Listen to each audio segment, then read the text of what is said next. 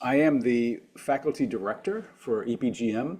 I teach in the program, but I also I work with Molly, and together we decide the faculty, the topics, the structure of the program. And so the faculty director, I'm just around all the time making sure that things are going okay. What we're going to do today is just give you a very short overview of the program. We're going to go into more detail when we all get together on the 4th of August. And we'll talk about projects because the purpose of this session is to kick off the project work and to teach you a specific technique. We're going to teach you a lot of innovation techniques, and as well we're going to of course, teach you a lot about other subjects, but my stream of lessons is going to be about innovation techniques and innovation process and structure. And we're going to give you an assignment, which is to create 10 great ideas for successful businesses or nonprofits. And then we're going to show you how to use something called the Darwinator, which is a piece of tournament software. And then lastly, end with a little bit of information about the coaching assignment that will show up in your email in a day or two. Okay, we already did this. So the team. Molly, do you want to introduce yourself and the team? Yes, thank you so much. Welcome, everyone. It is so nice to see names and faces. When I was reading your applications, it was wonderful to learn about your motivations for coming to the program, your achievements, and what you hope to get out of the program. We are privileged to work with you with all of the accomplishments that you're bringing to EPGM. So thank you for joining us. And as the MIT staff, we're here to support your EPGM journey. I'm also here to support your further engagement with executive education. EPGM is a fully immersive experience, so let's not think about other courses today, but after achieving completion of EPGM, if you want to further engage with us, I'm always here to have a conversation. For this special program, I work in lockstep with two all-star program managers from Sloan Exec Ed, Erin and Samantha. I'll introduce them in a moment. We work closely on all aspects of the program together. If you need any kind of support, logistical, academic, otherwise, I will put a very important email address in the chat. You've already received emails from us individually or this address. This is your go-to address for any support matter or question we can help with. So please always contact us here. And if I may hand over to Erin to introduce yourself.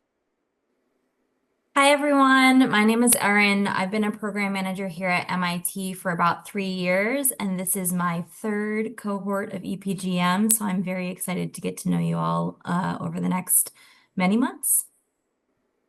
Thank you so much, Erin. And Samantha, if you could say hello. Hi everyone, I'm Samantha. I've been at MIT for 4 years, but Sloan Exec Ed for about a year. This will be my second cohort of EPGM, so looking forward to it all. Thank you. Once again, we really look forward to getting to know you well and working with you closely over the next several months. And Dave, back over to you. Okay. Thanks, Molly. The other team that you will get to know is Garov. He is from Emeritus. So this is a joint program between Emeritus and MIT. And some of the sessions that you'll have in terms 2 and 4, which are our virtual terms, online terms, they are MIT professors delivering an Emeritus program. And so we can talk a little bit about that, but we'll talk more about it in term 1 as we prepare you for term 2. And the person working from the Emeritus side is Amelia, and she'll be helping with anything related to the online sessions from Emeritus. So let me start by just giving you a short overview of the program. We will start in early August with in-person sessions at MIT. And I got to say, I'm so happy to read that because when COVID hit, we moved online, and we had one cohort, I think it was cohort 10, maybe it was 9, I forget now, who was purely online, which was awful. And then the next cohorts we weren't able to bring people on campus for the first term. And so we had the first term purely online like this. And so people were showing up for 4 hours a day, every day for the first term. And you just lose something. And so I'm just thrilled that, that we're back to 3 terms together in person. And so we will, of course, have sessions. We'll talk more about the content of it, but mostly this first term is kicking off streams. There's finance, there's strategy, there's marketing, there's innovation, of course. And we start those and they continue on to terms 2, 3, and 4, and 5. But also we'll give you a campus tour. We'll start to talk about how you might integrate with MIT. Integration with MIT mostly comes in term 5, though. That's when people are graduating from the program, getting their certificate, and then it's time to really start understanding how to connect with the larger institution. So term 2 will be online, and there will be live faculty sessions, and there'll be sessions on negotiations and influence. People love that program, and that's a mix between watching videos and then actually doing exercise with each other live. We'll continue to do some innovation projects. I'll talk more about projects in a minute. And then we all get back together again in October.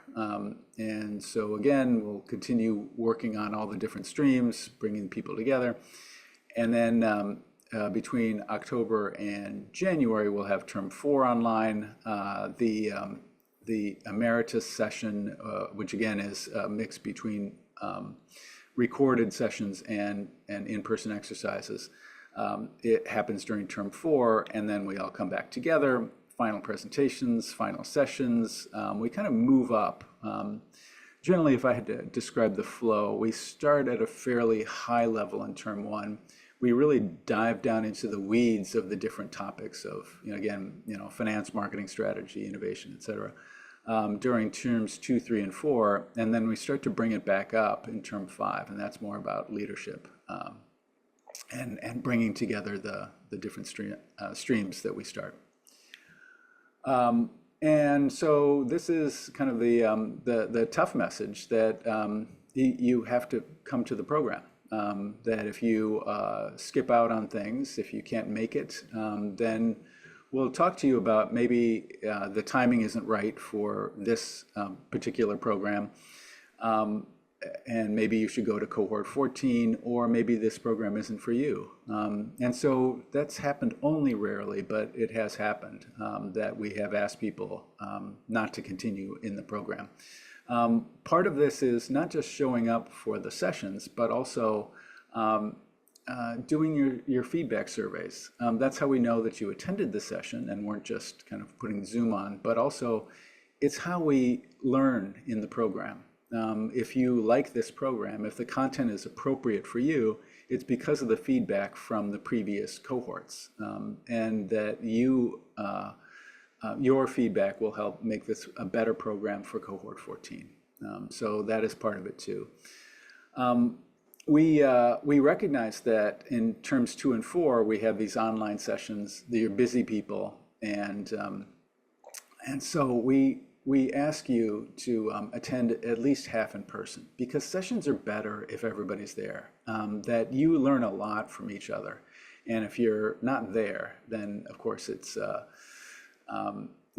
less vibrant and interesting session, and there's less feedback and interpretation. That how you take these academic frameworks and bring them back to your company will really help your colleagues understand how they could interpret this. And then, again, if you're not showing up, and of course, we understand there are exceptions. My favorite happened in the last cohort, where one of our participants was told that they have to be in the room in Mexico City with the president of Mexico, because there was a big issue about whether Mexico was going to pay the company the money they owed them. And he was the person best able as CFO to respond to that. And so, yeah, we do have exceptions. If the president of your country asks that you attend a meeting in person, then we'll of course excuse you from the sessions. But generally, we ask you to be in the program. Just one more word about this too, is that delegation is important, right? That especially as you rise up in a company. I don't know about you, but when I got promoted the first time to manager, that was a challenge, right? Managing other people is a new skill that people learn. I didn't have any trouble with that.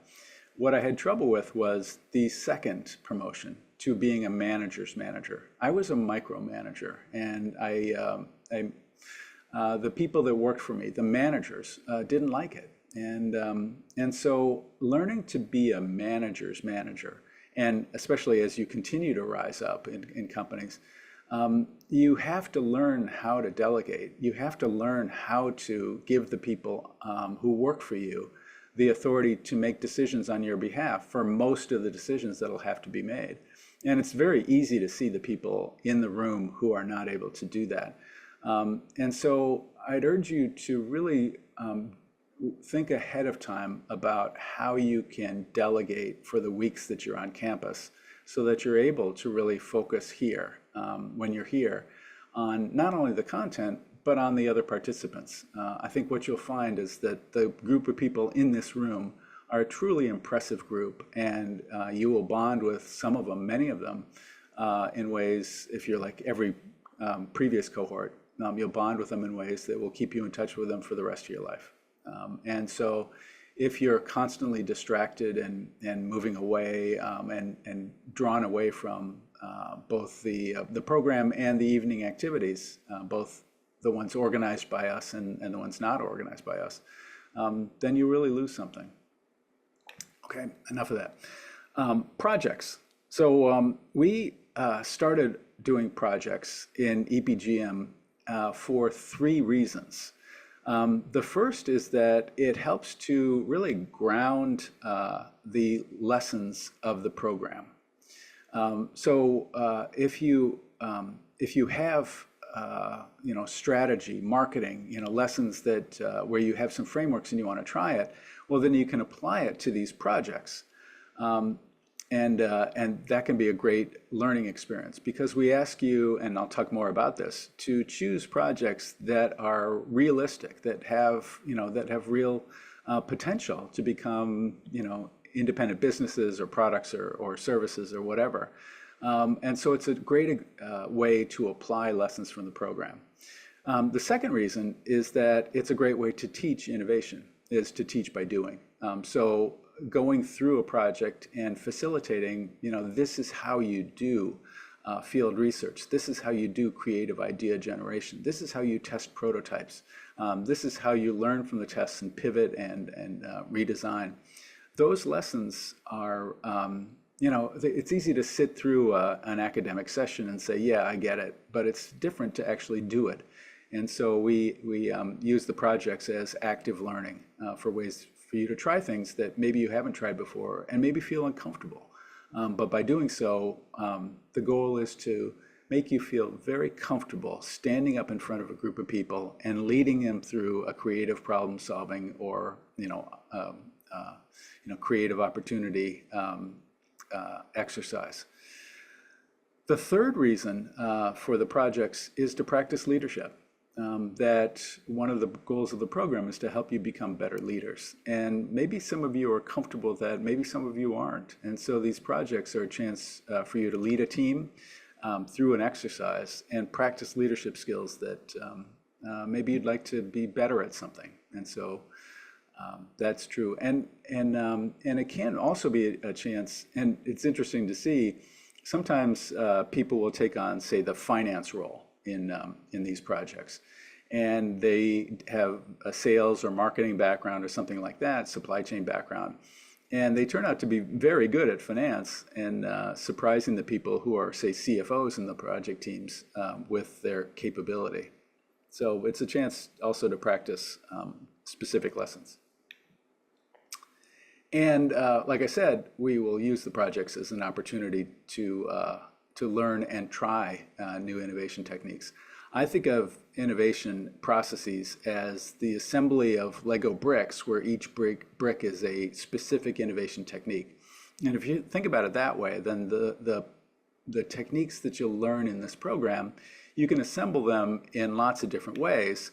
And by doing so, be able to handle anything from a incremental improvement of a current product for a current customer, all the way to a very kind of disruptive application of a new technology. And it's just a matter of where you spend more time and effort, right? If you've got some, disruptive new technology, you're going to spend a lot more time on the left here on this field research side.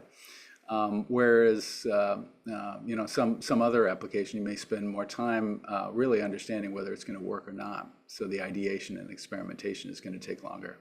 And we'll teach you lots of techniques from different sources that you can apply. And so it'll kind of build your toolkit, or to stay with this metaphor, it'll give you more bricks that you can use to assemble an innovation process. Okay, so enough about projects.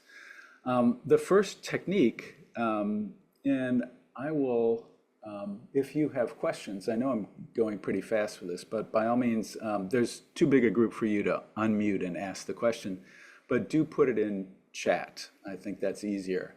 And Molly, Samantha, Aaron, just monitor and interrupt me if I get going too fast and there's a question that I should step back and answer before moving on. So does that, do you have any questions about that? I'm looking at chat, and I'll continue going, but I'll take a look if there's something. The first technique I want to teach you is a really powerful one, and it's called the Innovation Tournament.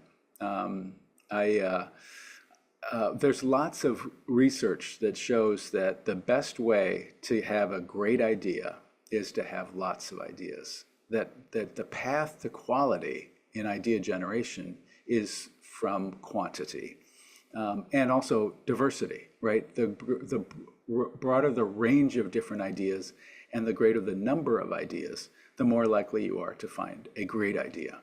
And so innovation tournaments are a structured way to take a lot of ideas and filter them down into a few exceptional opportunities. And so we're going to teach you that technique, and we're going to teach you it by doing it.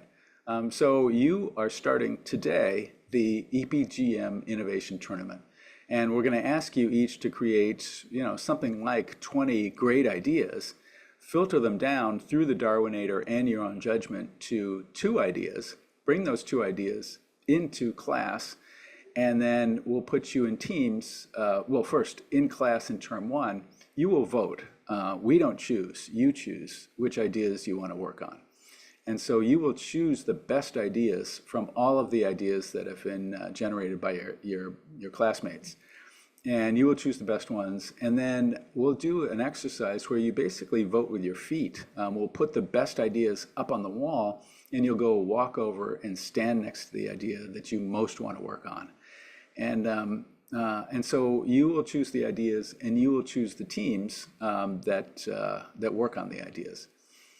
And then in term 3, we narrow that down further, and we take those teams of 2 or 3, and we combine those. And we do that because often a project that seems like it's a great idea turns out to be not such a great idea, and so people want to get off that team. Sometimes the chemistry of a team isn't that great, and so you just would rather work with other people. Sometimes you don't get on the project that you want in term 1, and so as we cut those down, people move over to the projects that they do want in term 3, and then you'll work on those teams of 5 to 7 people over the next term 4, and then you present your final projects in term 5 to a group of people who are experienced entrepreneurs from the MIT ecosystem, and they act like venture capitalists, and they give you a hard time, and they pretend that you're coming and asking them for money to fund your project, and they are quite positive about good ideas and quite tough on negative ideas. So it's a fun kind of ending to the whole thing. And then there's a couple of ventures that actually get launched. I just got an email this morning, as a matter of fact, from one of the teams, a very good result that came, and they're really working together to bring this idea to market. It's an excellent idea, and I hope they do. I got to say though, much more often, everybody has gets very excited. Not everybody, many people get very excited about their projects, and they have every intention of working together to continue to make it into a real product. And then they return after term 5 and life intrudes, right? And all of a sudden they've got the family obligations, the work obligations, the other things, and the time it takes to really dive in and start up a new business is a lot. And so they fall by the wayside. So we have some examples of successful ventures, but they're not that many, not as many as you'd think.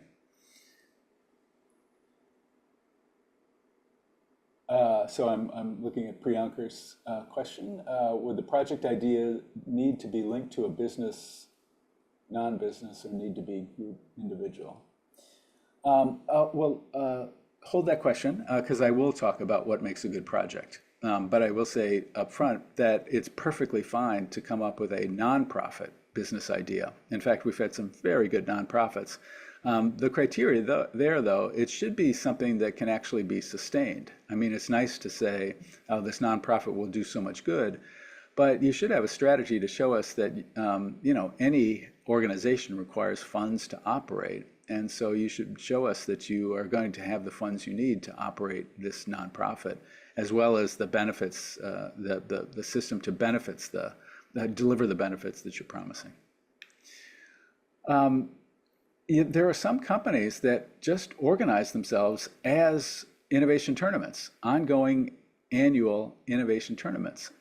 So Pixar, one of my roommates when I was getting my MIT PhD, he went to work for Pixar. Pixar basically runs an innovation tournament every year, and people start, and everybody can do this, with these pitches. So a pitch is as simple as this. A hotshot race car named Lightning McQueen gets waylaid in Radiator Springs, where he finds the true meaning of friendship and family. It's that. And over 3 to 5 years, they invest anywhere from 50 to 200 million into a feature film, and it's been quite successful. And they have a very structured process where they go from these 500 pitches to 100 treatments. And these treatments are just sketches, what is the world, who are the characters, what's the story? And based on that, they turn that into a storyboard. That's more like a comic book, right? It's a whole detailed set of cartoons, of pictures, showing how the story evolves, showing the characters, showing the world. And by the way, they do that in the reverse. I found that really interesting. The first thing they do is they think about, is this an interesting world that people would want to spend time in? And then second, are these interesting characters that you like and you would like to spend time with? And then third, what is the story? They do it in that order. Once they do that, once they decide on those storyboards, they choose the best 3 and turn them into reels. And these are just very rough animations of these stories and what's happening in them. Just not full motion video, but just quick takes from one scene to the next of what's happening. And then that goes to animation and all the way through. And Pixar, of course, has been very, very successful at that.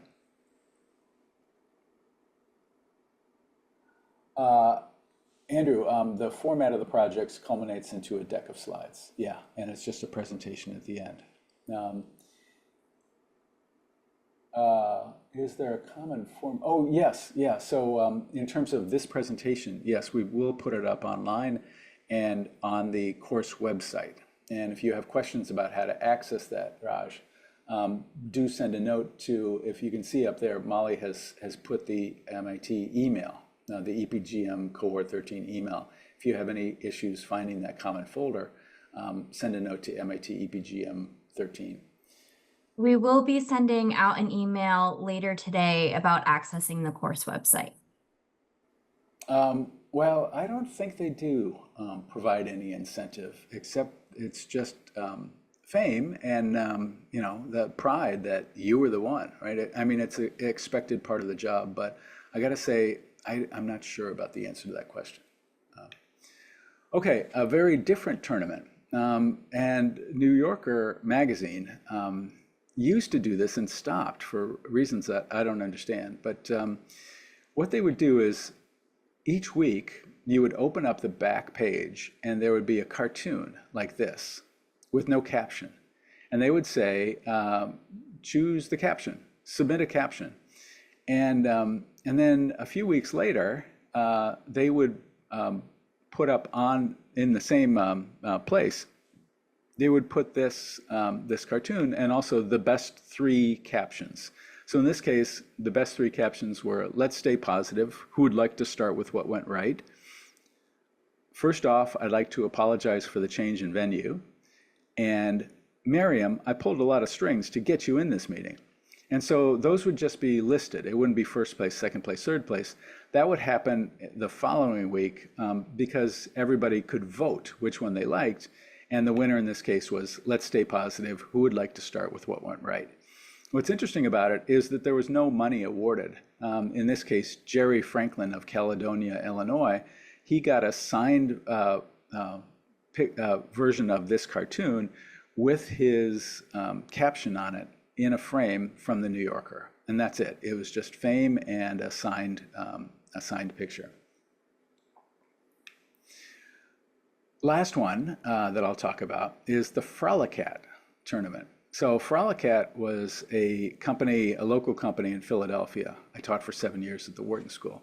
And they wanted to come up with a new cat toy. So they had become very successful by bringing a cat toy to market. And maybe you've seen it. It's one where it has a laser pointer and it has a random motor that, the laser pointer moves around and the cat chases the little red dot. And so that had done well.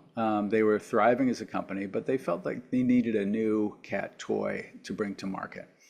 So they partnered with a design firm, and 3 people from Frolicat and 3 people from this design firm got together and came up with 50 ideas for new products.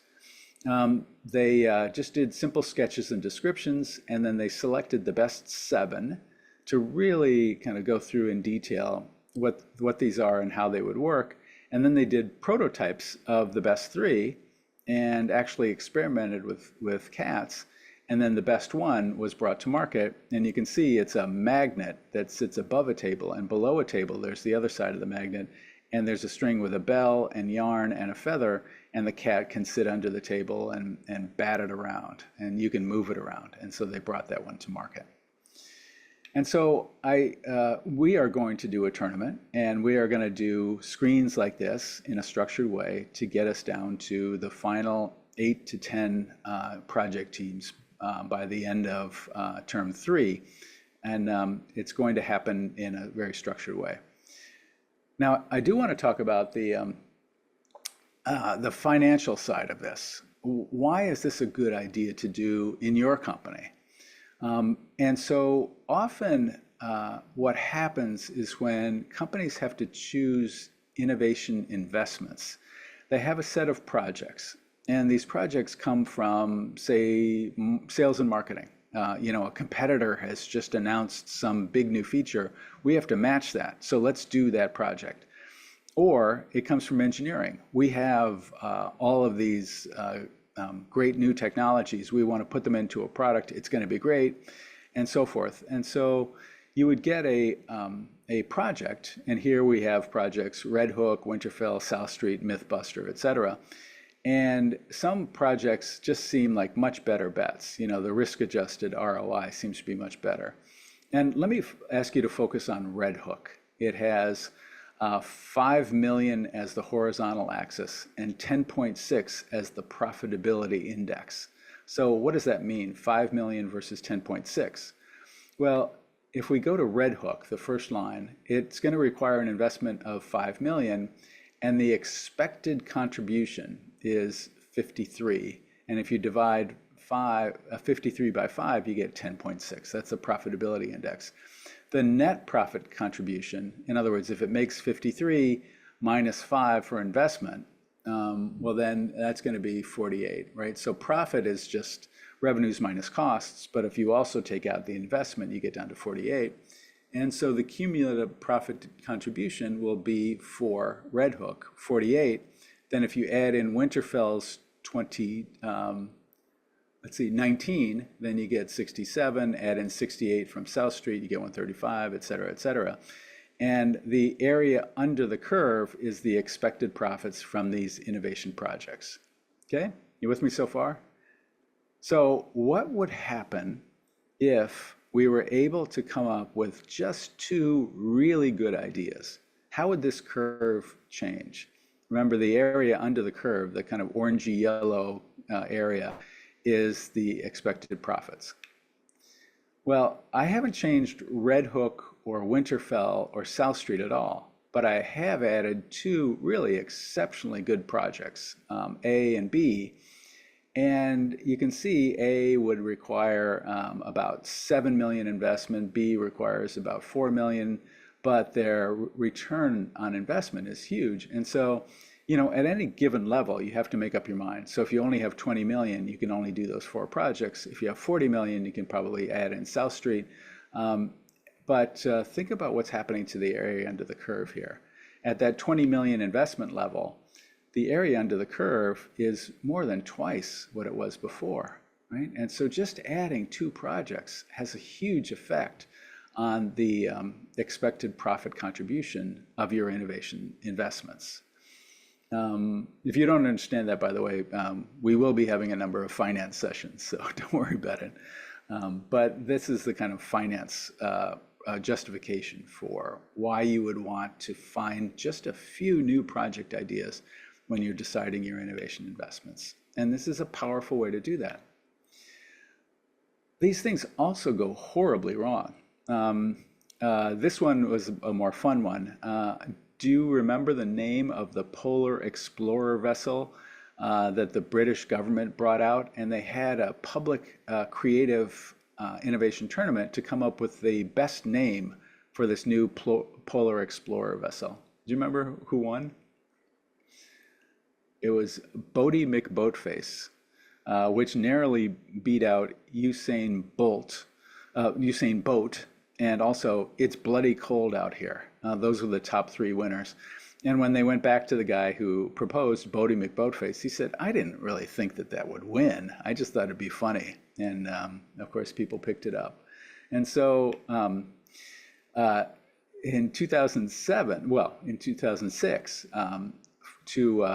to promote the 2007 Chevy Tahoe, General Motors had an advertising contest. And what they posted was these little snippets of video, the ability to write text on the video, and then some music that you could use to set the video to music.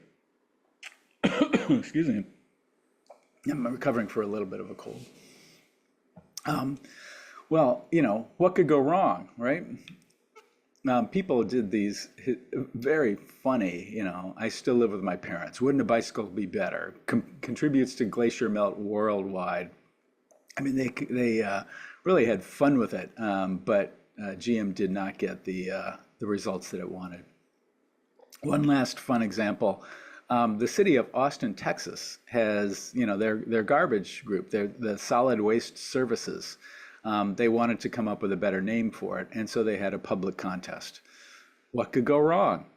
The winner was the Fred Durst Society of the Humanities and Arts. Fred Durst is, of course, the front man to a punk rock band called Limp Bizkit. And that barely beat out, it handily beat out the Department of Neat and Clean and the Ministry of Filth. So, you know, these things can go wrong. And I occasionally do work with companies. And for these innovation tournaments, the most common problem is that people start tournaments and they don't know how to handle the flood of ideas. And what happens is they end up not really doing anything. And it really disappoints people who are looking forward to seeing some great ideas brought into reality. The last example that I'll give you is something called the Automotive X Prize. And so the Automotive X Prize, let me just get my notes here so I get the facts right on this.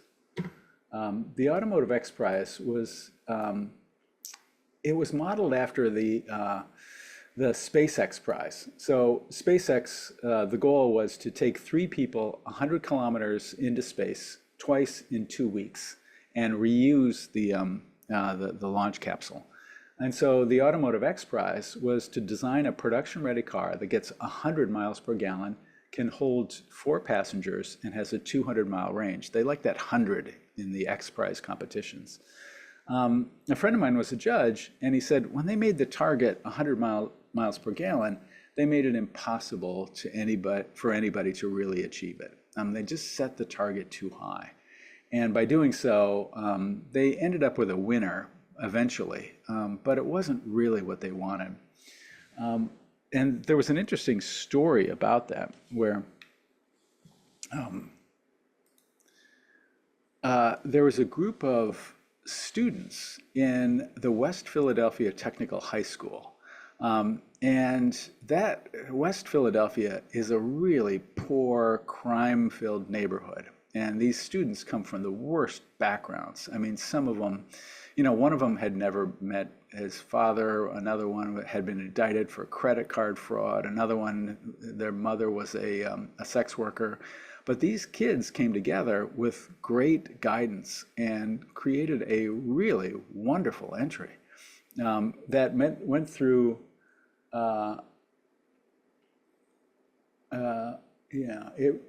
It went through. There was 120 teams competing for the $10 million prize. Only 33 made it through the first screen, and only 27 of those made it through the next round, of which West Philadelphia's entry was one of them. And I would argue that actually this entry was a better representation of what they wanted to achieve from the X Prize than the eventual winner. And so the lesson there is that sometimes opening up the competition to people that you never really would expect to be able to contribute can really surprise you in positive ways. That a kind of a spirit of generosity can lead to some big results, and that's a quite common thing in tournaments. And so I always advise people, if you're going to do a tournament in your company, be very clear about your answers to these 9 questions. First, what is the goal? So, what do you want to have happen? That just having, a tournament for innovative ideas is usually less effective than innovative ideas for this type of customer in this type of market. By focusing it, you'll often get much better results. Absolute or relative standards. Absolute standards are like the X Prize competition. You got to get 100 miles per gallon for a car that carries 4 people and has a 200-mile range. That's an absolute standard, and the contest stays open until somebody reaches it. Relative standards is just, we are going to generate as many ideas for cat toys as we can, and we're going to bring the best one to market. That's a relative standard. Who creates the ideas? Is it open to the public, or is it some narrow group of people? Like the cat toy was 3 internal people and 3 design firm people who were sworn to secrecy through an NDA. Who evaluates is a critical question.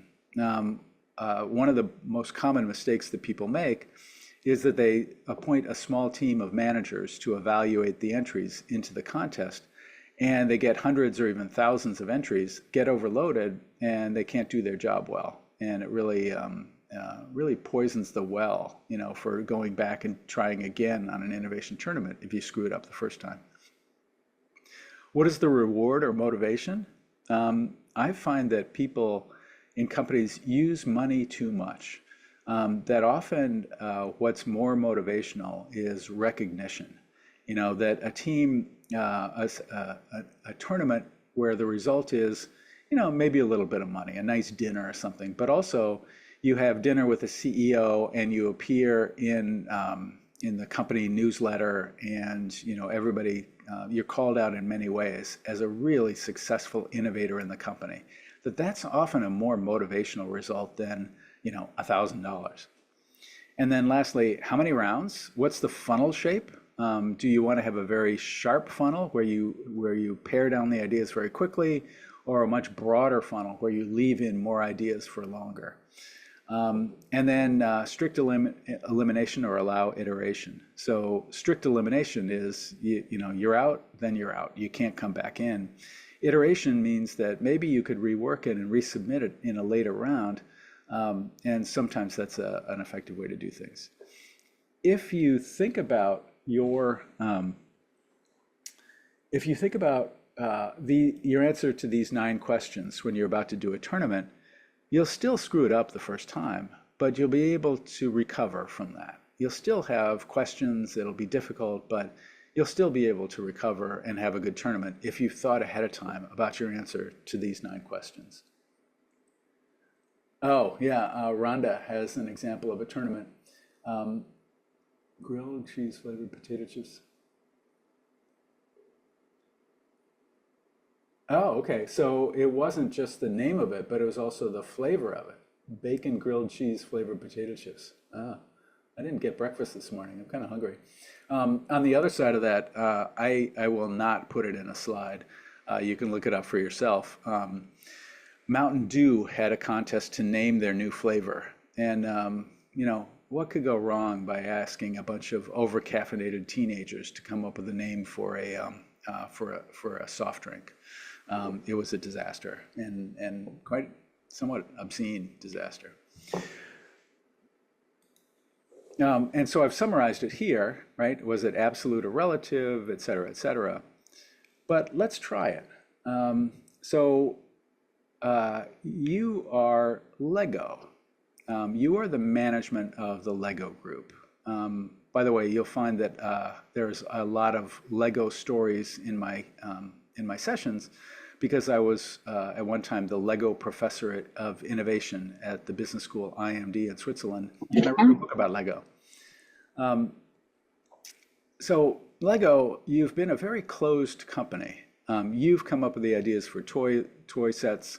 You've brought them to market, but you go out and you see some of these fan conventions. And if you haven't been to one of them, by the way, you should go. They're really impressive what they do.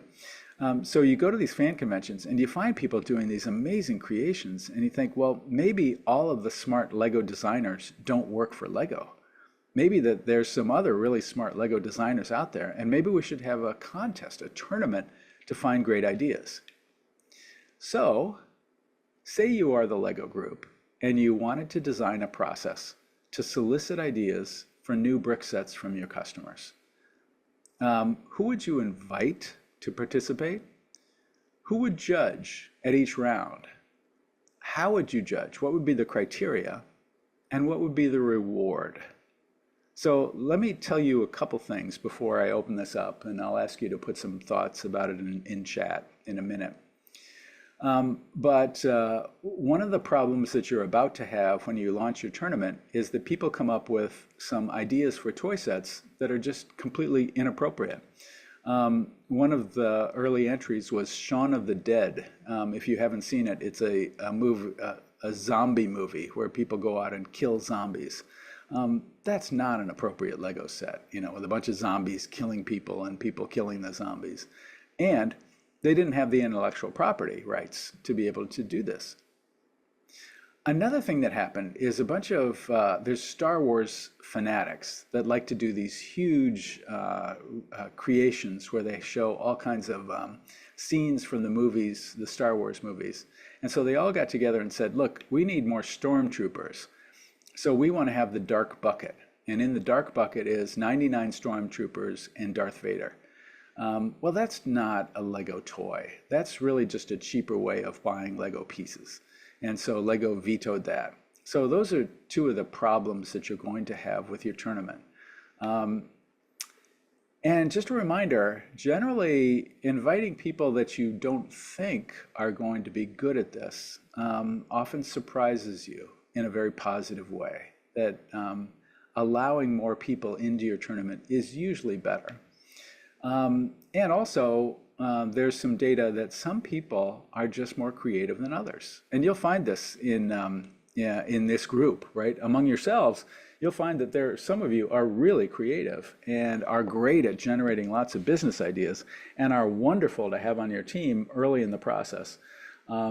and by the way, are really difficult to have later in the process. So those people that are constantly coming up with new ideas, it's Thursday night before the final presentation on Friday of term 5, and they're suggesting all kinds of new creative things you could do with your product idea, and it can be somewhat frustrating.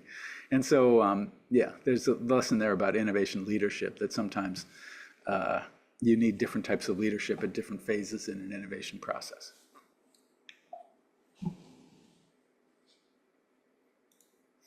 The other thing too is that your ability to predict whether something's going to be successful is relatively poor at the early stages.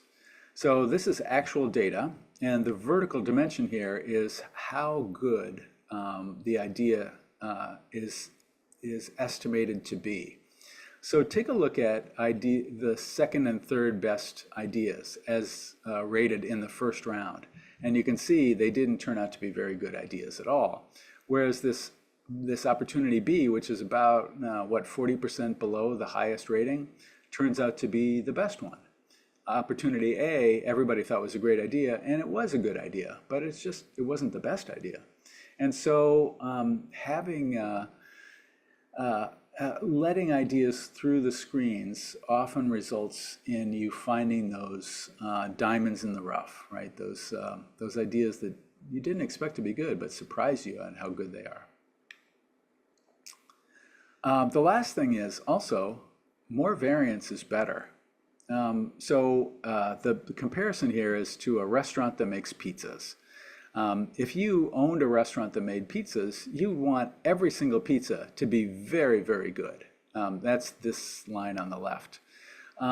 Less good is if, like, most pizzas are very good, some are really great, and some are not so great. And that happens regularly, but to a relatively small percentage. That's a less good way to run a pizza parlor. But the worst possibility would be for every 100 pizzas, you make one that is by far the greatest pizza ever in the history of pizza making, and 99 that are just awful, almost inedible. You're not going to survive very long with that as your pizza making operation. On the other hand, if what you're running is an innovation tournament, the last thing you want is the distribution on the left, and the thing you want the most is all you care about is getting 1 or 2 great ideas, and if the rest of them are awful, that's fine. And so this is, it's a very different type of goal, that you want a wide range of diverse ideas coming into it, and you want a lot of ideas coming into it. So let me open it up to you. You are now the management of Lego, and you realize that there are some great Lego designers from outside the company. Who would you invite to submit ideas for new Lego sets? Who would judge at each round? Who would judge in the first round? You can predict, by the way, that you're going to get a lot of sets, of ideas for sets, and it's going to be too many for any small group of Lego managers to judge. So who would judge in that first round?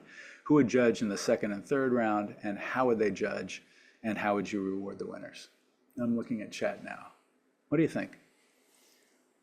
Customers from the stores, and let's see, and a survey on customers. Okay, so invite current Lego customers is Felipe's. Brooke wants to include kids. Brooke, would you only include kids, or would you also allow adults to come in? Same question for you, Well. And then let's see, Priyanka says we would invite kids, parents, and then Lego product and finance people would evaluate. But Priyanka, I can tell you right now, there's going to be too many submissions for them. They'll get overloaded and they'll have no time to do their job. Disney parks, Rhonda wants to go to Disney parks and ask those people. Who else? Would it only be Disney park visitors, Rhonda, or would you invite other people? Everybody that wants to, Marcus says. If the goal is to invite any, okay, Online influencers, very interesting, Diego. So make sure that they're part of it. I assume that there'd be other people. Seniors, Andrew says. Yeah, because they have, yeah, and Nimala, sorry if I'm mangling your name, Nimalan says seniors from a senior home. People who pay the money. So I'm not sure I understand what you mean, Vicky. Is it people who would pay to enter the tournament or people who would pay to buy Lego sets? I assume it's the first one, that you would charge money to enter this tournament. Heavy users, so Lego fanatics, and you can identify them. There are Lego user groups around the world, and you can invite those really experienced users, those Lego fanatics, and invite them. And so Johanna says, first round, kids and designers. The second round, actual customers. Okay. Now, Johanna, where does management come in? So there are going to have to be, there is going to have to be a management decision about, can we make this, or is this intellectual property that we just we don't have the rights to? Another thing is Lego has this ethic, this really this corporate value that they will never glorify modern warfare. You're never going to see a World War II Lego set. And so somebody who proposes that, they're out. And maybe the whole community loves it, but no, it's not. The other thing, and this may be a little bit, I don't mean to be offensive about it, but it is a real issue for Lego. People do quite obscene things, quite obscene creations with Lego. And so you really have to watch for that. You wouldn't want that even displayed as an entry, much less brought to market as a set. And so, okay, invite children, okay, kids, parents, and their nannies. That's a great idea, Salma. Okay, Lego enthusiasts, Lego sellers. Okay, yeah, so people who sell Lego from toy stores. Hermonth would have 2 different age groups. So you'd have kind of parallel tournaments, I guess. Engineers, designers, yep. And empower customers to serve as judges, says Carlo. Disney park employees, okay, yeah, great. Chen, yeah. Chen, by the way, best Zoom background award to Chen. Let's see. Okay, well, let me go through. Thanks for all this. Yeah. And probably some of you, if you went through with this, would have trouble. Because what happens is, of course, they get inundated with lots of ideas. And some of them are quite inappropriate. And so what they do is they form a community. And you have to apply to become part of the community. And really anybody can become part of the community. There's just one tournament, and kids and adults and retailers, anybody can enter. And once you're part of the community polices itself. They found that the community was very good at saying, hey, that's not an appropriate set, and alerting the people that ran the community, and it was quickly removed. And the person was either warned once and then removed, or removed immediately from the community. And the community did the first round, that if you submit an idea, then you have to get 10,000 votes before it goes on to the next round. So basically 10,000 likes. Like, that's a great idea for a set. And then what happens is it goes to the next round. And every 6 months, the Lego management says, okay, of the ones that got 10,000 votes, this one isn't appropriate for a set. This one, we couldn't really make it. It's going to cost too much. This one, and they remove some for business reasons, that the cost benefit, et cetera. But then they decide that, yes, we're going to bring this 1, 2, or 3 sets to market. And you can see all this So, and they do give a percent, 1% of the sales to the person who proposed the set. That turns out to be a tremendous amount of money for some people. So here is the current Lego ideas website, ideas.lego.com. And let me see if I can call it up. Yeah, you should be able to see that. So You can see some featured. Here's this one, Subnautica Wonders of the Crater, is this kind of fancy submarine thing. It only has 435 supporters. But the gumball machine that vends minifigures, that has been selected and that's coming to market. Disney Pixar Luxo, the River Steamboat, the house from Twilight, the Botanical Garden. I've got this here behind me in my office. Costs $300. So every time somebody buys one, and they sell millions of these, the designer gets $3. So they're making quite a lot of money. And so you can see generally what's happening here. They have some ones that they call out as that people like. This one, Meteorological Observatory, is about to get to the 10,000 level. And so lots of interesting ideas. And any of you can join this group and submit a set and vote on the sets. It's quite competitive though. Okay, so that's that's a example of a tournament going on. Let's see. Yeah, Ariel. Yeah, so they do open it up to everybody, and I imagine they also are very they do solicit specific groups to come up with ideas. You can see, by the way, that there is a specific challenge now that they say that, hey, if you can come up with something related to Lord of the Rings, that's going to be treated much more favorably. And so A Night to Remember in the Shire, they say come up with sets around that, and they get a lot of responses there, and some of them, of course, are quite good. Okay. The first set to win was Lego Minecraft. In 49 hours after posting, it got enough votes to proceed. It makes a lot of sense as a Lego set, and it actually broke their servers. They didn't expect the volume that they got from this.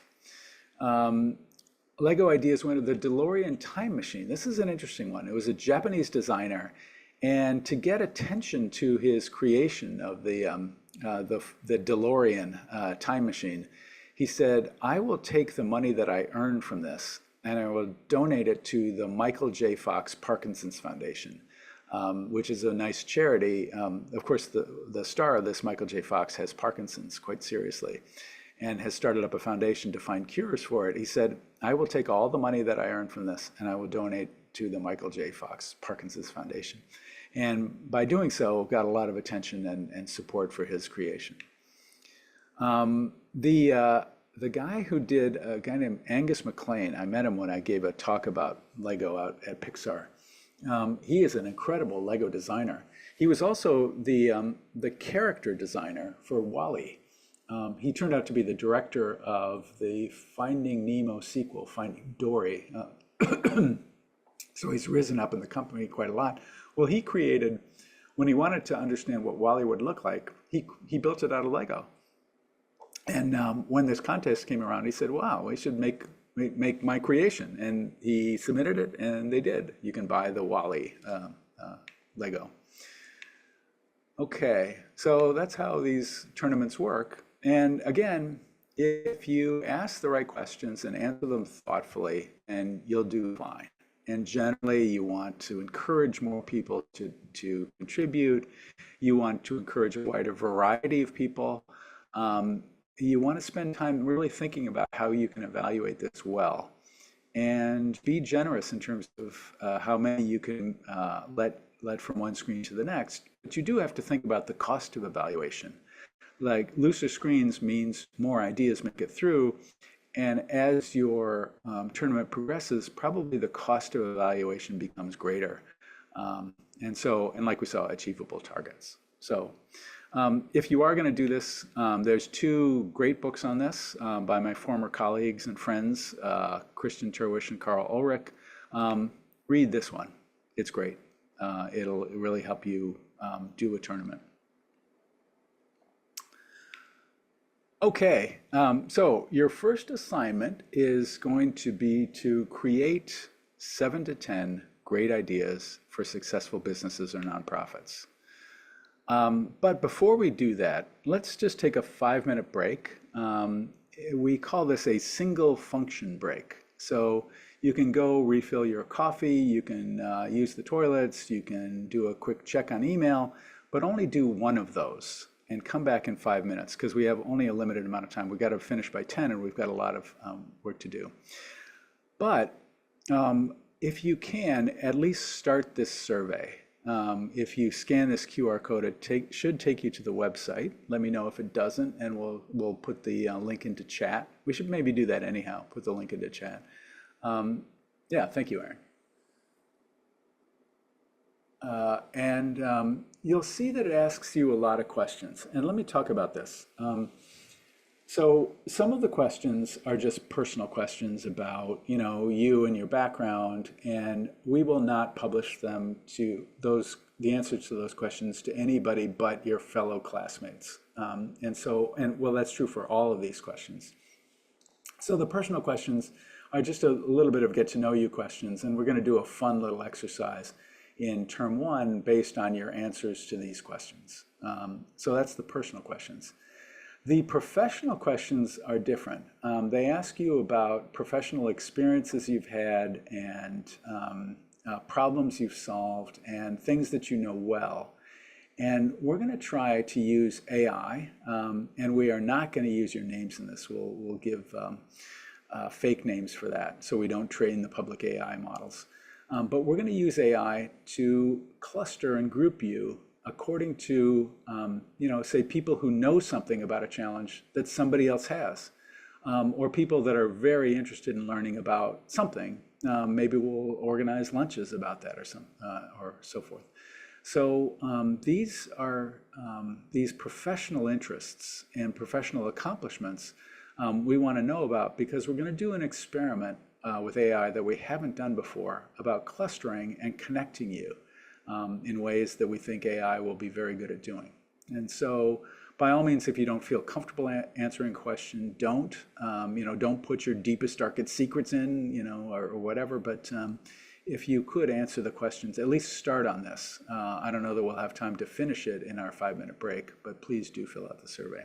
Okay, so it is 5 after the hour here. We'll get started again. It's actually 6 after the hour now. We'll get started at 11 after the hour. Okay, single function break. Okay, so you asked about what makes a good idea. Oh, and I screwed up here. This is not due the 26th of November. It is due the 15th of July. I think I got it right on every other slide but this one.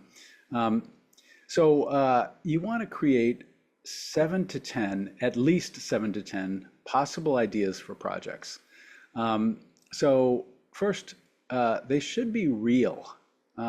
This should identify a real unmet need among a significant group of people.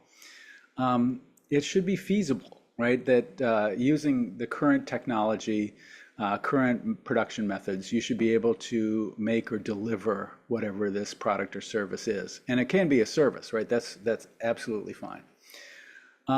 It should be worth doing. So they could become profitable businesses or successful, enduring nonprofit businesses. And lastly, second to lastly, you should want to do it, right? I mean, it's a lot more fun if you're excited about the project. So this should be something that you would really like to do. And that a couple others in the class would really enjoy doing. And then lastly, make your ideas different from each other. Don't submit 7 to 10 variants of the same idea. Make them as different as possible. So, thank you for that, Molly. It's due the 15th of July.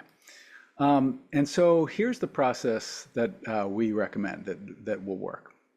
First, I'm going to teach you a couple of structured techniques for coming up with great ideas. And, just work with your colleagues, your boss, your family, your friends, and create a few ideas.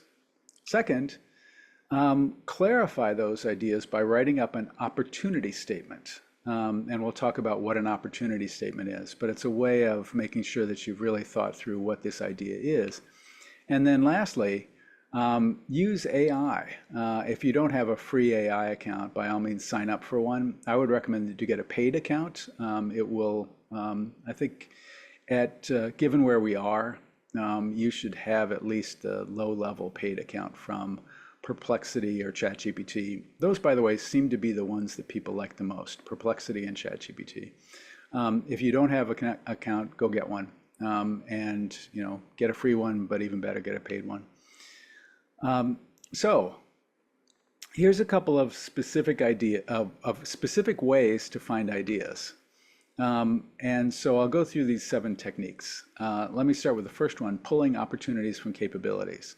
So is there some new technology that you could apply in an innovative way to make a better product? And so there's 2 examples here. On the left here, there is a weight sensor. These sensors are really inexpensive, and they are great at very exactly determining the weight of something. Well, in one of my first sessions that I taught about innovation, I had a young guy come up with this idea of the smart pill bottle. It's a pill bottle that weighs the pills, and so if you open up the pill bottle, take out 2 pills, it'll tell you you've taken out 2 pills. And it put inside the pill bottle basically a stripped down mobile phone. So it'll send you a text, Dave took 2 pills, and the time and the date and so forth. So you can track whether somebody's taking their medication. Another team, and this was a team of undergraduates, they used it as an alarm clock. So they put a weight sensor under a corner of the bed, and they had an alarm clock, and you couldn't actually turn off the alarm clock. You could snooze the alarm, but you couldn't turn it off until you got out of bed.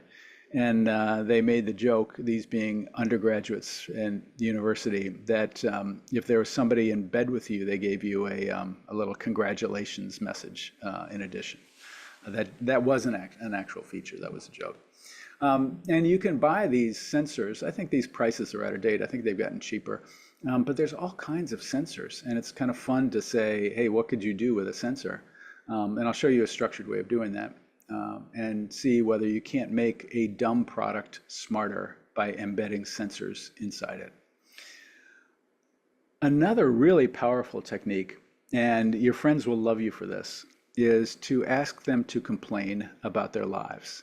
Anytime that there's a complaint, there's probably a product idea, or a service idea. And these guys, this guy here is Chaim Pekarsky. I had a radio show for 3.5 years when I was at Wharton. It was called Innovation Navigation. And I had him on the radio show because I'd heard about this guy. He developed a 9-figure business in the hundreds of millions. It was a privately held business, so he didn't release any information, but it sounded very profitable. And what he would do was he'd go on Amazon and find products with lots of negative reviews. Right? Think about that. Lots of negative reviews. Lots of reviews means lots of people bought it and wanted it. And negative reviews means that the product didn't work well. And so he would take that product, redesign it so it worked well, and put it back on the market.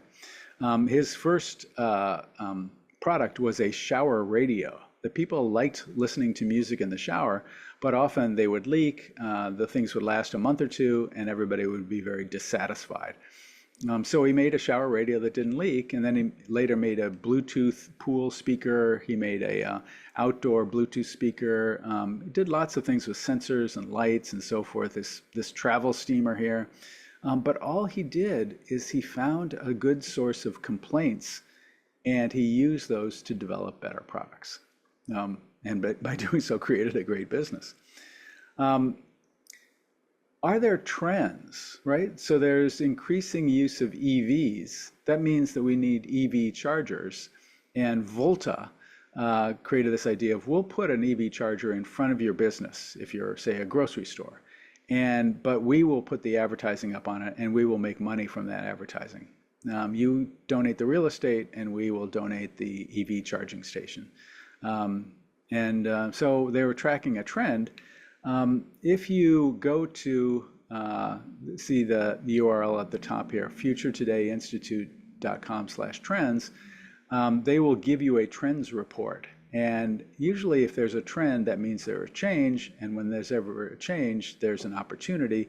And so this, just reading this report alone and generating some ideas based on how will this trend affect people's lives and how can we help them navigate those changes, you can usually come up with a couple of products. Find alternatives. So can you make an expensive product cheap? Can you make a cheap product expensive so people pay a luxury price for it?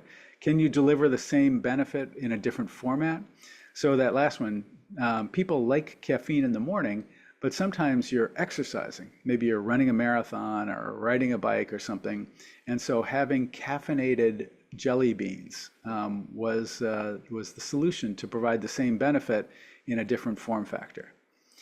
A guy I got to know in Philly named Jay Tapper, he realized that electric toothbrushes were really expensive, $60, $70, $80 or more for, for one of the fancy toothbrushes.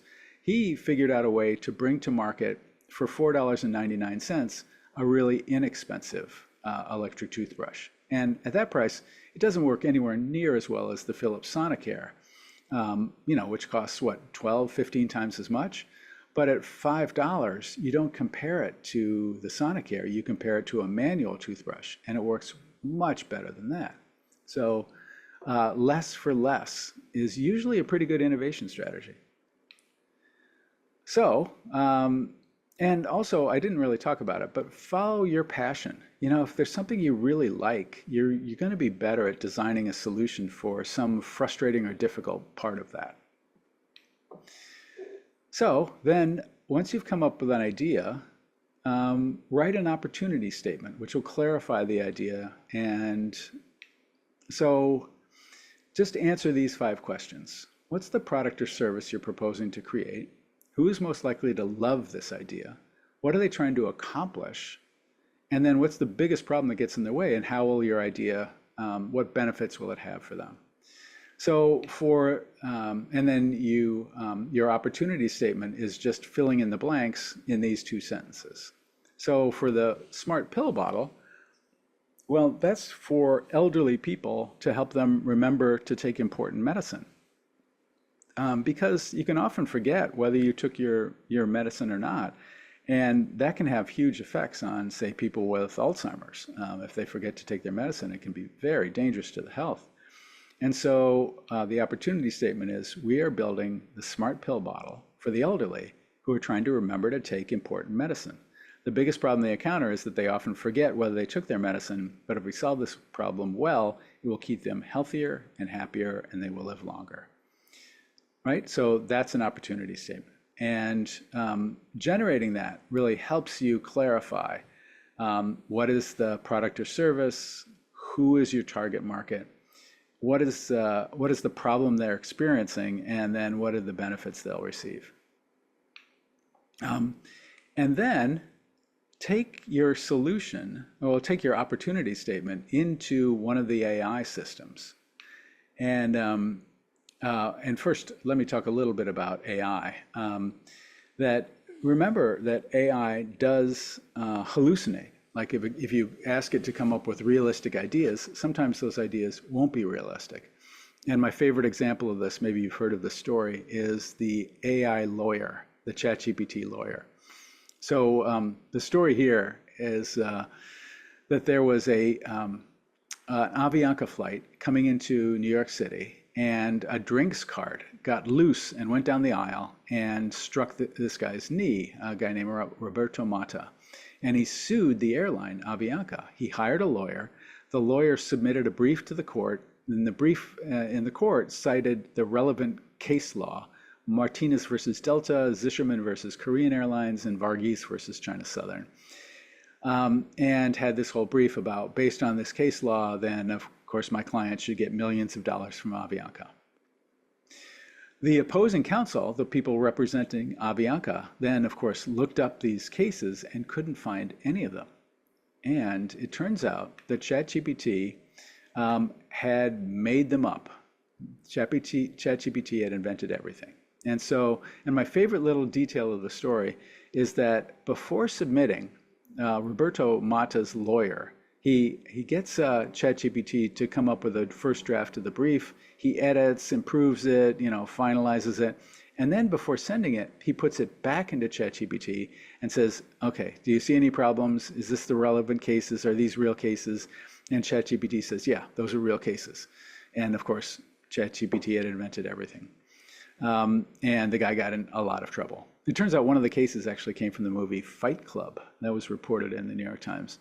And so you got to be careful. But I'll say two things about this. The first is that the later models, the newer models, are becoming much better at this. There's less hallucination in the new models.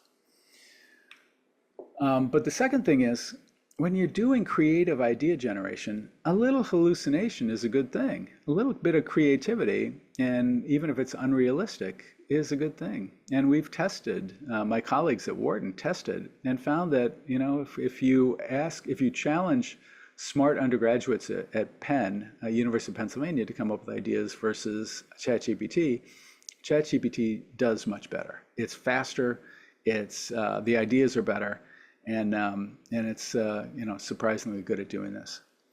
So if you want a prompt, then go back to your opportunity statement, and the prompt, yeah, right. Should have used Perplexity. Perplexity, for those of you not familiar, is much better at citing its sources. But if you wanted to take a prompt out to, say, ChatGPT or Perplexity, you do something like this. Generate 20 different innovative product or service ideas that solve the problem of helping the elderly to remember to take important medicine. Say it's something like that. The ideas should be novel, feasible with current technology and market constraints. Generate 20 ideas, go through the list, make sure ideas are distinctly different, and then express idea in a clear paragraph that starts with a simple title and contains 40 to 80 words. If you take that prompt into ChatGPT, and I'll come back to this. Let's see. No, then you'll get great ideas. This is, maybe you've heard of the term prompt engineering. How do you create a great prompt? I think we're kind of moving beyond that, and we're now moving to something that we call prompt templates. So this is an example of a prompt template, that what you do is and many companies have this, many consulting firms have these, where you just come up with templates and you fill in those templates and you submit the prompt. So if you find out that there is a customer complaint about some specific product or service, right? So you think that there's a product or service that you're very frustrated by. And so you tell ChatGPT to identify the 3, 5, 10 biggest complaints that a specific target segment has about some product or service, and then generate 20 different innovative product or service ideas that would address the complaint. And so these prompt templates can be really good at coming up with ideas, and you can do it, here's one for trends. So you find a trend and generate 20 business ideas for some specific industry or customer. So just take these, play around with it, and you can, here's different things. So I've put together a list of my favorite 15 innovation-related prompts, and we will post that on the course website, and by all means download it. If you have ideas for additional prompts, by all means let me know, and I'll if you think of a good one, I'll put it in. This last one I really love, and you can have a lot of fun with it. So constrained innovation. So redesign and then take your favorite product using the following process. Pick 2 random numbers, the first between 1 and 5, the second between 6 and 10. Then for each number, look at the numbered line in the list below. Use the constraints you find to generate an additional 4 product ideas that address the problem, but adhere to the 2 constraints. And then take the constraints literally, express idea in a paragraph, do this 10 times, et cetera, et cetera. And you can, I put in a fun one, must have part of the product an autonomous flying drone. Must be usable by kids. I saw a version of this, must have rhyming instructions. I forget who is here from USAA, must be usable by deployed U.S. military personnel, right? You could put something like that in. This can generate some really interesting ideas. And so try these. Download that prompt template, play around with it, and see whether you can't come up with some great ideas. Okay. Let's see.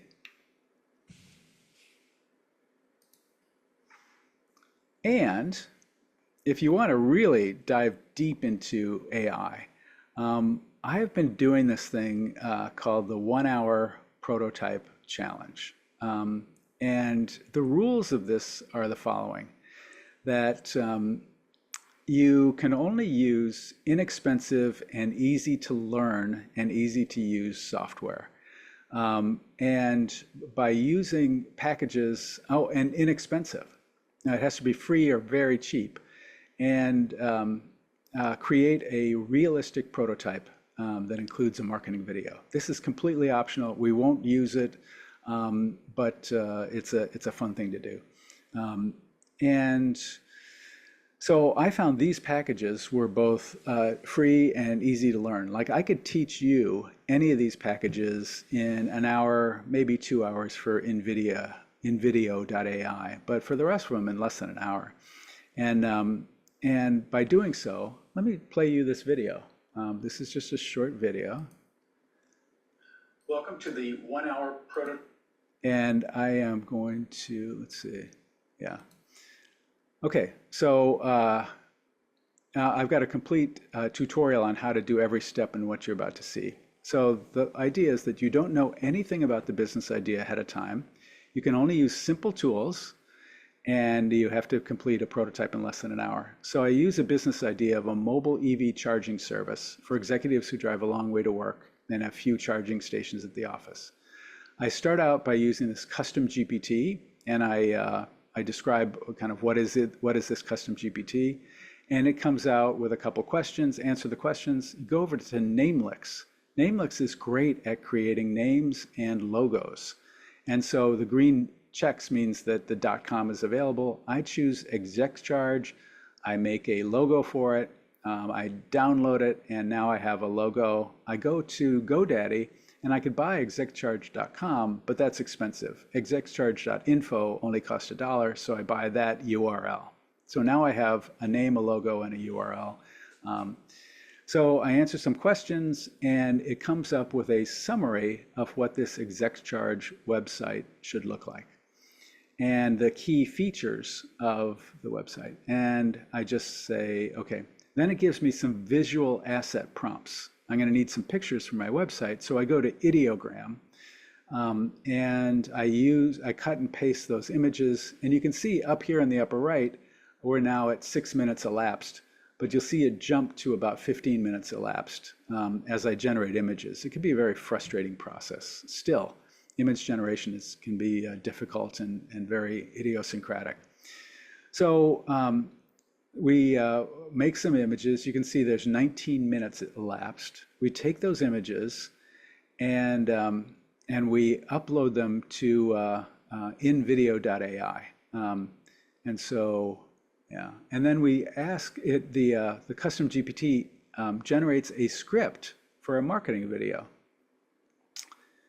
And so we take that script and the images and we put them into InVideo.ai. And this one takes a little bit of practice to learn how to use it well. You can see we're now at 23 minutes and counting. We put in the script, we specify the music, it's upbeat and energetic. What kind of voice do we want? We want a male voice with a standard Midwestern accent, no subtitles. We put in the video script, we edit it slightly, and now we generate the video. This takes a while. So now we're at 27 minutes. We go into Gamma, and we take the description, and we have it generate a website. It's incredible, gamma.app.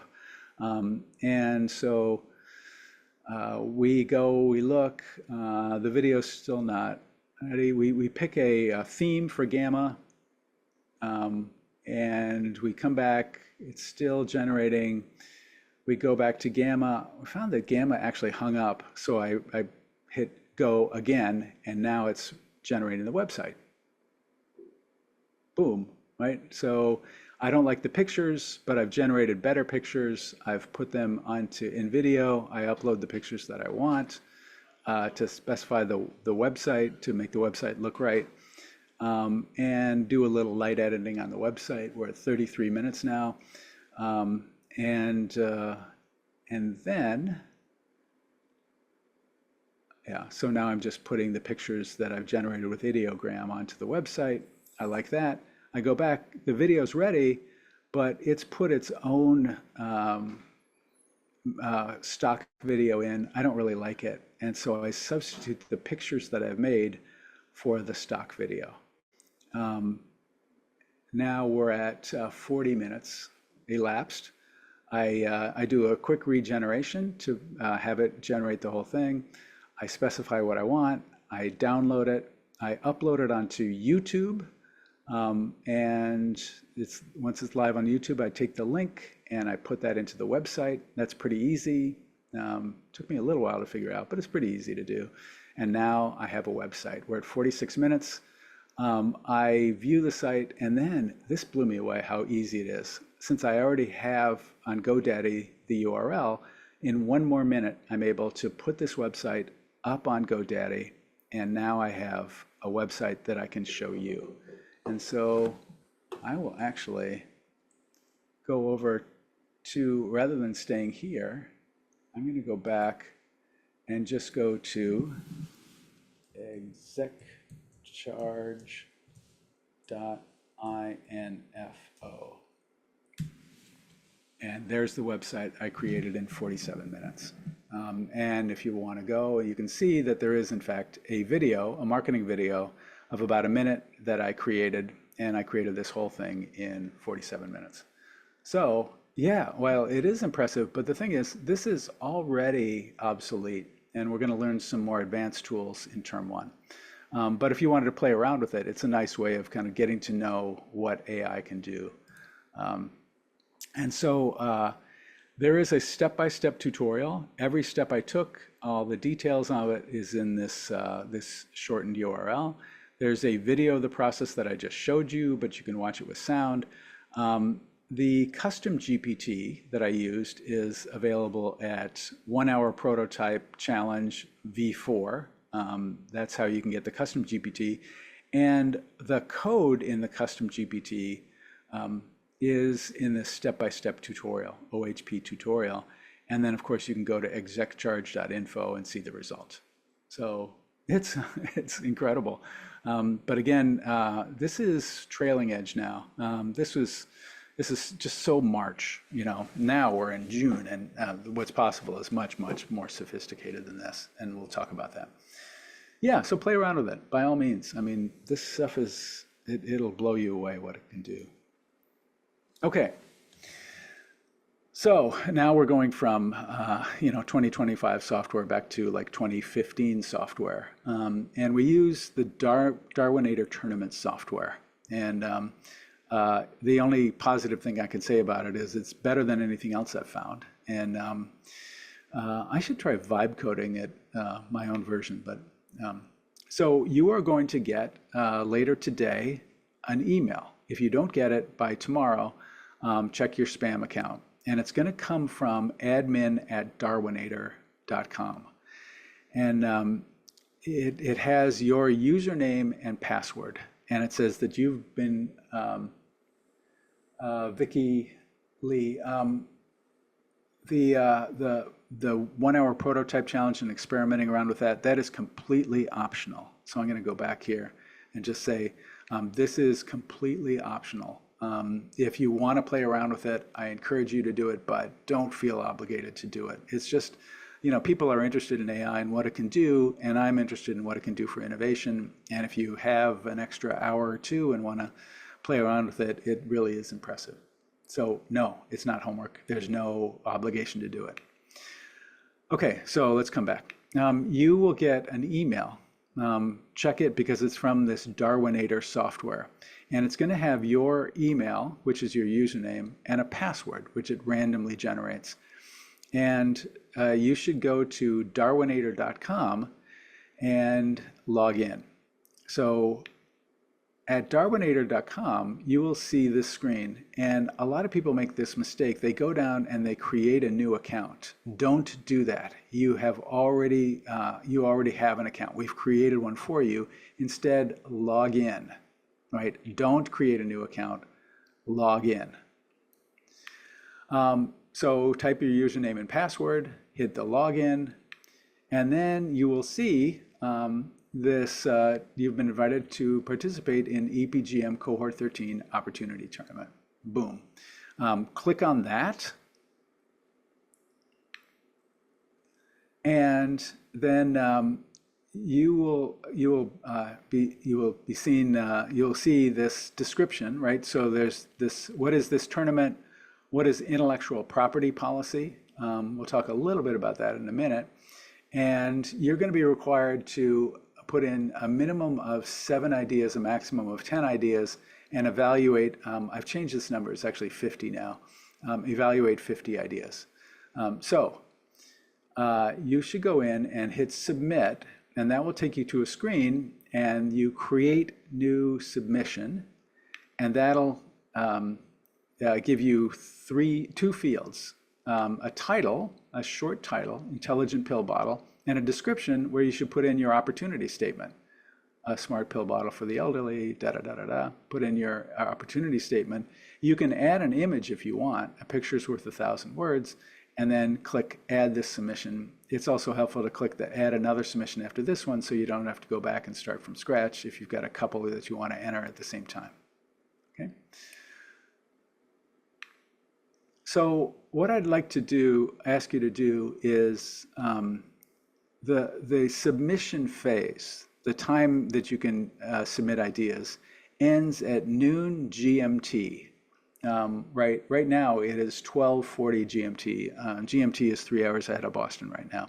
So we use Greenwich Mean Time.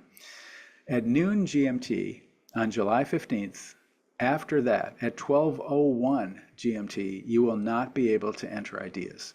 And it always happens that somebody says, hey, I'm entering my ideas now, and I can't figure out how to use the software. Can you help me? And it's like 11:30 GMT on July 15th, and we end up not being able to get their idea in.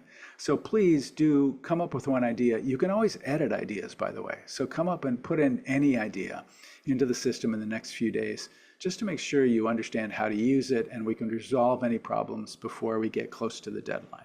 Okay? So put in one idea. And put in 7 ideas, at least 7, before noon on July 15th. Put in 7 ideas before noon on July 15th. Then what it's going to do is you come back to Darwinator after noon GMT on July 15th, and the tournament will be in a different phase. It'll be an evaluation phase. In evaluation phase, you will say, it'll show you an idea and ask you to rate it on a scale from 0 to 10. And 0 is a very bad idea, and 10 is a great, amazing idea. We'd ask you to evaluate 50 ideas. That usually takes about an hour. It's faster than you'd think. I mean, you can read these short opportunity statements and make up your mind pretty quickly. So just reserve an hour between July 15th and July 25th and go in and evaluate 50 ideas. And by the way, we'd ask you also to spread out your evaluations. If you rate all the ideas as a 10, it really doesn't help, right? That you should say that some are better than others, because we want to choose the best ideas, and not all ideas are the same, are equal, right? So do spread out your, challenge yourself to come up with some 1s and 2s and some 9s and 10s. And then after the 25th of July, you won't be able to do any evaluations after noon GMT on 25 July. But if you go back in, you'll be able to see all of your classmates' ratings. So think about it. If you're putting in 7 ideas and you're evaluating 50, you're going to have at least 7 evaluations on each idea. And so, this smart pill bottle, it got an average rating of 9. But then this other thing, Forky, got an average rating of 7, And you can see that there was only a few ratings, but if you click on this number for comments, you'll see the specific comments that people made. And do, when you evaluate an idea, put in some comments like, this would be really great if, or the reason I didn't like it is X, right? And so put in some comments that will be helpful for the person to make it a better idea. And then, so you will get this feedback on the 25th of July. And then look at that feedback. So you've put in 7 to 10 ideas. You've got feedback from your classmates on them. Choose 2 and describe each on a separate slide. And just put a picture. These pictures are getting much better now that we can do AI generated pictures. The clear, simple title and your opportunity statement. That's it. And put it on a page, and then and make it clear, because you won't be able to present and explain this to the class. You should just be able to. It should be pretty self-explanatory. And then bring in paper copies of the 2 slides, right? And you may also want to put a few more details, like I would use this technology which is currently available. I would do this. Feel free to add a couple more details. But it should be pretty simple. And bring in 2 paper copies of the 2 slides to class. And we're going to do an exercise where you just sit around a table and trade those paper copies and make comments on them. So paper is important here, because you're going to write comments and questions on those slides. And by doing that, you're going to help people go from 2 ideas to 1. And they'll pitch that 1 slide. And everybody will pitch 1 slide, and you're going to have 1 minute, and we're going to choose the best of those, and we're going to form 2 or 3 teams of 2 or 3 people, excuse me, around the best ideas. Priyanka, just one copy of each slide. Yeah, so Anas, all these slides that I'm presenting will appear on the website. Okay, so here's the summary. Between now and the 15th of July, generate 7 to 10 great ideas for EPGM projects. Remember, they should be real, they should be doable, feasible, they should be profitable, right, or a sustaining nonprofit, and exciting to you and a couple more people in this classroom. Sometime this week or weekend, within the next week, enter an idea into the Darwinator to make sure that it's working. And then before noon on the 15th of July, enter at least 7 ideas into the software. And then between Tuesday and the following Friday, 10 days there, evaluate 50 ideas and try to rate a few very low, at least a few very low and a few very high, to give us some variance. And then after noon GMT on the 25th of July, return to the Darwinator and choose the 2 best ideas and bring a paper copy of each of those ideas into class on Monday, the 4th of August. Okay, so a couple of frequently asked questions. I thought of another great idea after the tournament started. Do I have to choose from the ideas that I put into Darwinator? No, you don't. It regularly happens, and that's fine. But, your classmates are smart, and you should take their feedback seriously. I'm thinking about doing a startup. Should I bring it into the class and put it in Darwinator? Yes, but you should be aware of 2 things. This happens quite a lot, that people are thinking of that great startup idea. First is that you may be surprised at how negatively it's received. This idea that you're about to bet the house on is actually seen by your colleagues as not a very good idea. I would say that that's a good thing. Before you bet your house on it, your family fortune on it, you may want to make sure that it actually is a good idea. And so bringing it into the classroom is good for that. If you've already done some things, you should document what intellectual property you've created, because the brainstorming that happens after that is the joint property of everybody on your team. And so you would say you come up with some patentable idea after the process starts. Well, that patent is going to be shared by everybody who's in the room during that brainstorming session. If, on the other hand, you've already got a patentable idea, then you should document it and make sure that you tell your team, yeah, this is a patentable idea that is already, in process. Third question, will MIT or Emeritus own any part of the intellectual property of the idea that I pitch and develop? No. Full stop, no. What happens if I discover that someone else has already started up a company to commercialize this idea? Usually, if they have and you haven't heard about it, that means they're not doing a very good job. And so I wouldn't worry about that. I'll tell you a story about that. Remember the smart pill bottle I talked about a few slides ago? That guy went out and decided to start the company after he finished his MBA at Wharton. He did the patent search and found that, in fact, there was an idea that had been patented that was exactly the same as his. Somebody had already patented the smart pill bottle.